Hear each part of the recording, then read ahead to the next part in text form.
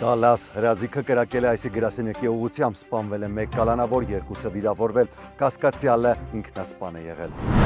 Կալիֆորնիա Սան Ռամոնում մոտ 25 հոգանոց խումբը օրը ցերեկով կողոպտել է ոսկերչական խանութը տանելով մոտ $1 միլիոն զարդեր։ Սիեթլ գողացված մեքենայի վարորդը ֆիլմի տեսարան հիշեցնող փախուստի ժամանակ թռչել է կիսաբաց կամրջի վրայով, մեքենան հայտնաբերվել է առանց վարորդի։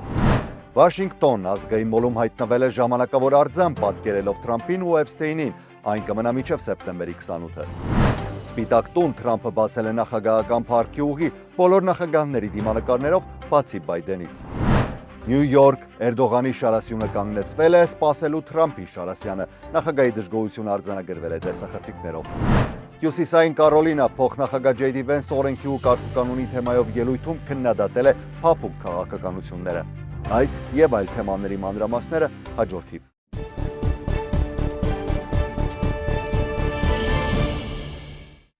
Ողջույն սիրելի հետևորդներ, USR Media-ի YouTube-յան ալիքում ԱՄՆ գլխավոր լուրերն են։ Շնորհակալ եմ, որ մեզ հետ եք եւ հետևում եք մեր թողարկումներին, ձեր աջակցությունը մեզ համար շատ կարեւոր է։ Եթե դեռևս չեք բաժանորդագրվել, խնդրում եմ սեղմել subscribe կոճակը, միացնել զանգի նշանը, որպեսզի առաջինը տեղեկանաք նոր լուրերից։ Դե ինչ, եկեք սկսենք այսօրվա առաջին լուրը եւ կարծես թե օրվա top լուրը, որը մամուլի էջերից չի իջնում, դա Դալասում տեղի ունեցած հրաձգությունն է։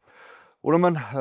կրակոց էր եղել ԱՄՆ ներգաղթի եւ մաքսային ծառայության գրասենյակի ուղղությամբ, որի արդյունքում սպանվել է մեկ կալանավոր, վիրավորվել է եւս երկուսը։ Դեպքը տեղի ունեցել այսօր առավոտյան, որի նախնական վարկածն արդեն հրապարակել ենք։ Կրակոցները հնչել են հարևան շենքի տանիքից։ Հրաձիգը, որը նույնականացվել է որպես 29-ամյա Ջորջ Ջոն, մահացել է ինքնասպանություն գործելով։ Դաշտային հետաքննության բյուրոյի տնօրեն Քաշ Պատելը հրապարակել է լուսանկար, որտեղ երևում են անտի-այս գրության փամփուշտեր։ FBI-ի Դալասի գրասենյակի հատուկ գործակալ Ջոզեֆ Հրոթրոկը հաստատել է, որ դեպքը քննվում է որպես թիրախավորված բռնություն։ ԱՄՆ ներքին անվտանգության նախարարությունը հայտնել է, որ կրակոցները եղել են անկանոն եւ ուղղվել են ինչպես ICE շենքի, այնպես էլ փակված մուտքի տարածքում կայանված միկրոավտոբուսի վրա, որտեղ էլ գտնվել են կալանավորները։ Վիրավորներն այժմ գտնվում են ծայրահեղ ծանր վիճակում։ Մամուլի հետ զրույցում Ջոշի եղբայրը Նոա Ջոնը նշել է, որ տեղյակ չի եղել իր եղբոր ICE նկատմամբ ունեցած բացասական վերաբերմունքի մասին։ Տեքսասում ներքին անվտանգության կառույցների դեմ սա արդեն երրորդ հարձակումն է այս տարի։ Հուլիսին Պրիրելենդի կալանավորման կենտրոնում կրակոցների հետևանքով վիրավորվել էր ոստիկան։ Նույն ամսում Մաքալենում 27-ամյա մի տղամարդ հարձակվել էր ԱՄՆ սահմանապահ ծառայության կայանի վրա եւ սպանվել էր իրավապահների կողմից։ Կալիֆորնիայում Սան Ռամոն քաղաքում 25 հոգանոց խումբը օրը ցերեկով կողոպտել է Heller Jewelry ոսկերչական խանութը, տանելով մոտ $1 միլիոն արժողությամբ զարդեր։ Ոստիկանության տվյալներով հանցագործները զինված են եղել առնվազն 3 հրազենով։ Նրանք մուրճերով եւ կացիններով կոտրել են ցուցափեղկերը, խանութից վերցրել հասանելի զարդերը։ Միջադեպի ժամանակ հանցագործները հայտնվել են փակված դռան հետևում։ Անվտանգության նոր համակարգը թույլ չէր տալիս դուռը բացել առանց պահակախմբի։ Դուրս գալու համար նրանք ստիպված են եղել կրակել եւ կոտրել ապակե դուռը։ Ոստիկանությունը նշում է, որ կողոպուտը նախապես պլանավորված է եղել։ Խմբի անդամները ժամանել են 6 մեքենայով, կայանելով խանութից ընդամենը 30 մետր հեռավորության վրա։ Հանցագործների փախուստը ֆիքսվել է ոստիկանական անօդաչուով, որն առաջին է հասել դեպքի վայր։ Այն հնարավորություն է տվել հայտնաբերել եւ հետապնդել նրանց։ Թեև ոստիկանությունը շուտով դադարեցրել է հետապնդումը հանրային անվտանգության պատճառով, հետագայում 7 կասկածյալ ձերբակալվել է։ 3 չափահաս եւ 1 անչափահաս Օքլենդում, եւս 3 չափահաս Դուբլինի Բարդ կայարանում։ Ձերբակալվածների տարիքը 17-ից 31 տարեկան է, բոլորն էլ Օքլենդից են։ Նրանց մոտ հայտնաբերվել է 2 հրազեն եւ զարդերի մի մասը։ Ոստիկանությունը վստահ է, որ այս խումբը կապ ունի Bay Area-ի մի շարք նմանատիպ հանցագործությունների հետ։ Սիեթլի ոստիկանությունը հրապարակել է հոլիվուդյան ֆիլմի մոտիվներով տեսանյութ։ Գողացված մեքենայի վարորդը փորձել է փախչել ոստիկանությունից, անցնելով ավելի կոնկրետ մեքենայով թռիչք անելով կիսաբաց կամրջի վրայով։ Դեպքը տեղի է ունեցել սեպտեմբերի 17-ին, տեսանյութն այսօր է տարածվել մոտավորապես ժամը 12:20-ի սահմաններում։ Սկզբում ոստիկանները նկատել են գողացված համարանիշով ավտոմեքենան, ապա փորձել են կանգնեցնել այն, սակայն վարորդը փախուստի է դիմել։ Ավելի ուշ մեքենան հայտնվել է University Bridge-ի մոտ, որը հենց այդ պահին իջեցվում էր։ Երբ ոստիկանները պատրաստվում էին արդեն գործողության, վարորդը դուրս է եկել հանդիպակաց երթևեկության ուղի եւ անցել անվտանգության դարպասները։ Մեքենան բարձր արագությամբ թռչել է կամրջով, հաջողությամբ վայրէջք կատարելով մյուս կողմում, շարունակելով շարժվել դեպի հյուսիս։ Ոստիկանությունը հետագայում հայտնաբերել է ավտոմեքենան, բայց արդեն առանց վարորդի։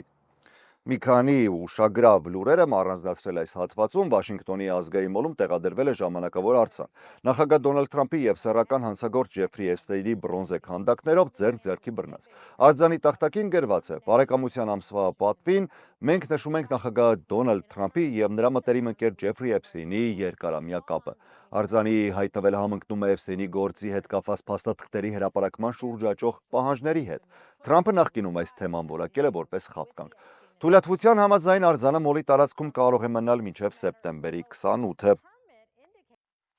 Նախագահ Դոնալդ Թրամփը Սպիտակ տանը կից ավելացրել է նախագահական փառքի ուղի, ներկայացնելով նախկին բոլոր նախագահների դիմանկարները, սակայն մի բացառությամբ՝ պաշտոնաթող Ջո Բայդենի լուսանկարի փոխարեն տեղադրվել է ինքնագրիչի Ատոփենի լուսանկարը, որը ստորագրում է նրա անունը։ Սա կապված է Թրամփի պնդումների հետ, որ Բայդենն իր պաշտոնավարման վերջին շրջանում իրականում որոշումներ չէր կայացնում եւ վարչակազմի աշխատակիցները նրա ստորագրությունը կատարում էին հենց Ատոփենի սարքով։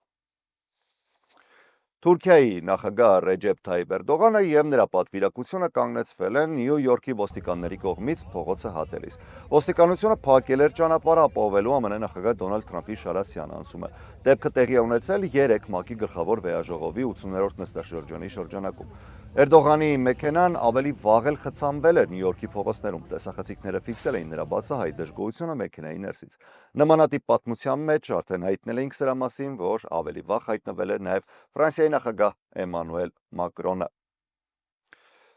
Տեղափոխվենք Հյուսիսային Կարոլինա, ԱՄՆ փոխնախագահ Ջեյ Դի Վենսը ելույթ է ունեցել այնտեղ կենտրոնանալով օրենքի եւ կարգոկանոնի թեմայի վրա։ Նա շնորհակալություն հայտնել ոստիկաններին ծառայության համար, ընդգծելով, որ հանրությունը պետք է վստահ ապրի սեփական փողոցներում։ Վենսը խիստ քննադատել է փափուկ քրեական քաղաքականությունները, նշելով, որ հանցագործները հաճախ կրկին ազատ են արձակվում։ Նրա խոսքով օրենքի պահպանությունը չի կարող դիտվել որպես ռասայական խնդիր, քանի որ բոլոր ամերիկացիներն են ցանկանում ապրել անվտանգ համայնքներում։ Հատուկ անդրադարձ է եղել երկու ծանր միջադեպերի՝ Չարլի Քրքի սպանությանը,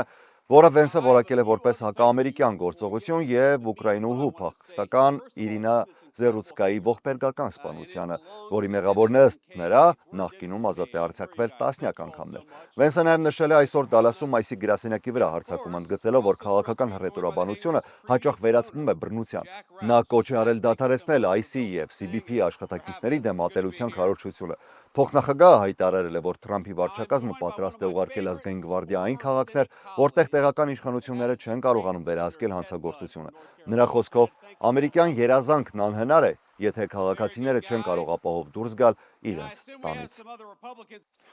Կալիֆոռնիայի մի շարք շրջաններ հայտնում են անօթևանության կրճատման մասին, ինչը երկար տարիների պայքարում առաջին դրական ազդակներից է։ Սակայն փորձագետները զգուշացնում են, այս հաջողությունը կարող է կարճ տևել ֆինանսավորման կրճատումների պատճառով։ Կևին Նյուսոմը եւ տեղական իշխանությունները փաստում են, որ անօթևանների, կացարանների եւ ծրագրերի համար հատկացված միջոցները արդյունք են տալիս։ Սանտա Կոստա, Սոնոմա, Սանտա Կրուս, Վենտուրա եւ Մերսեդ շրջաններում արձանագրվել են զգալի նվազումներ։ Լոս Անջելեսի եւ Սան Դիեգոյի շրջաններում անկումը կազմում է մոտավորապես 10%, սակայն Դոնալդ Թրամփի վարչակազմը այս ամիս խստացրել է դաշնային ֆինանսավորման կանոնները, պահանջելով, որ դրամաշնորհ ստացողները հրաժարվեն սոցիալական օրակարգից, ներառյալ տրանսգենդեր անձանց աջակցությունը կամ հարմարվողական մոտեցումները։ Արդյունքում Կալիֆոռնիայի բազմաթիվ կազմակերպություններ կարող են զրկվել միլիոնավոր դոլարներից։ Միաժամանակ նահանգային աջակցությունը նույնպես կրճատվում է։ Ծրագրերը, որը տարիներ շարունակ ապահովում էին տարեկան 1 միլիարդ դոլար, հաջորդ տարի կկրճատվեն մինչև 500 միլիոնի։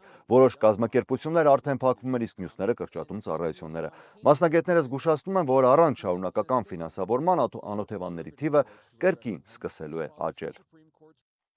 Երկու քաղաքական այսպես թեմա, կամ մեկը քաղաքական, մեկը կիսաքաղաքական, դաշնային դատավորը մերժել է վերականգնել այն 8 նախկին գլխավոր տեսուչներին, որոնք դատի էին տվել Դոնալդ Թրամփի վարչակազմին իրենց հանկարծակի պաշտոնանկ անելու համար։ Վաշինգտոնում դաշնային դատավոր Աննա Ռեեսը նշել է, որ Թրամփը ամենայն հավանականությամբ խախտել է օրենքը, քանի որ վարչակազմը կոնգրեսին չի տրամադրել պարտադիր 30-օրյա նախազգուշացում եւ չի ներկայացրել կոնկրետ հիմնավորումներ պաշտոնանկությունների համար, սակայն նա հավելել է, որ պաշտոնների վերականգնումից իրավիճակը չի փոխվելու, քանի որ նախագահը կարող է կրկին պաշտոնանկ անել նրանց արդեն օրինական ընթացակարգով։ Թրամփի վարչակազմը հունվարի 24-ին հեռացրել էր 17 գլխավոր տեսուչներից 15-ին երկու նախադասությամբ, նույնանման էլեկտրոնային նամակով։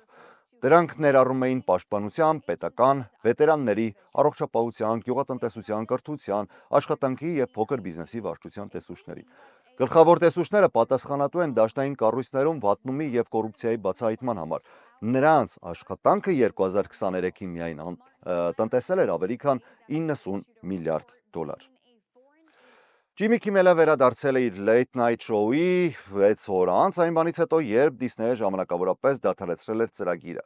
Չարլի Քրքի սպանության մասին նրա մեկնաբանությունների պատճառով էր դա արվել։ Պահպանողական ակտիվիստի սպանության թեմայով հնչած խոսքերից հետո Թրամփի վարչակազմը ճնշում էր գործադրել հեռուստաընկերության վրա, սակայն Քիմելի վերադարձից հետո նրա մենախոսությունը սոցիալական հարթակներում մի քանի ժամում ընդամենը հավաքել է ավելի քան 17 միլիոն դիտում։ Քիմելը շեշտել է, որ երբեք նպատակ չի ունեցել այլ կերպ ներկայացնել երիտասարդի սպանությունը և իր խոսքերը սխալ են ընկալվել։ Նա նաև նշել է, որ հենց նախագահ Թրամփի փորձերն էին պատճառը, որ իր շոուն ստացավ նման ուշադրություն։ Նա փորձեց ինձ չեղարկել, բայց ստիպեց միլիոնավոր մարդկանց դիտել նոր շոուն, դա տապալվեց իր համար։ Տաղավարում հանդիսատեսը նրան դիմավորել է հոտանկայս ծափահարություններով։ Սակայն Քրքի հիշատակի արարողության մասնակիցները քննադատում են Քիմելի եթերի վերադարձը, այն անվանելով ձևական քայլ։ Թրամփը True Social հարթակում նույնպես քննադատել է ABC-ին, ակնարկելով, որ հնարավոր է նոր քայլեր ձեռնարկի հեռուստաընկերության դեմ։ Այս ընթացքում Nexstar Media Group-ը և Sinclair ընկերությունները որոշել են Քիմելի շոուն եթեր չտալ իրենց կայաններով, որոնք ընդգրկում են ԱՄՆ տնային տնտեսուհիների շուրջ 23%-ը։ Այսպիսով Քիմելի եթերի վերադարձը ոչ միայն բարձր դիտումներ է ապահովել, այլև դարձել է քաղաքական լարվածության հերթական օջախը ԱՄՆ վարչակազմ մեդիա հարաբերություններում։ Այսօրվա համար այսքանն էի առանձնացրել, ես Հարություն Մինասյանն եմ, շնորհակալ եմ ուշադրության համար, առողջ եղեք։